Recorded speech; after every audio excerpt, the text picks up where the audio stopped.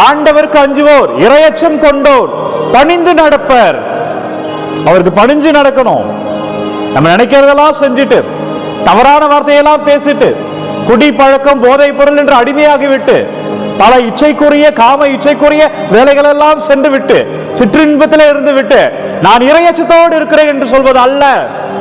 இறையச்சம் என்றால் ஆண்டவருக்கு பணிந்து நடப்பது, அவர் கட்டளைகளை கடைபிடிப்பது, அவர் வழியில பின்பற்றணும்.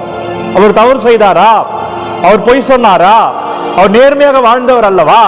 எனவே இறையச்சம் என்பது நேர்மையாக வாழ்வதை குறிக்கிறது. இறையச்சம் என்பது ஆண்டவரை போல் இருப்பதை குறிக்கிறது. எனவே இனிமே நான் கடவுள் பயத்தோடு இருக்கிறேன் என்றால் நான் கடவுளுடைய விழுமியங்களை பின்பற்றுகிறேன் அர்த்தம். நான் தீமைகளை செய்ய மாட்டேன் என்று அர்த்தம். நான் என் தவறுகளை எல்லாம் குறைத்துக் கொள்கிறேன் என்று அர்த்தம். எனவே கடைபிடிப்போம் அன்பர்களே. அப்பொழுது ஞானத்தை தருகிறேன் என்று சொல்லுகிறார்.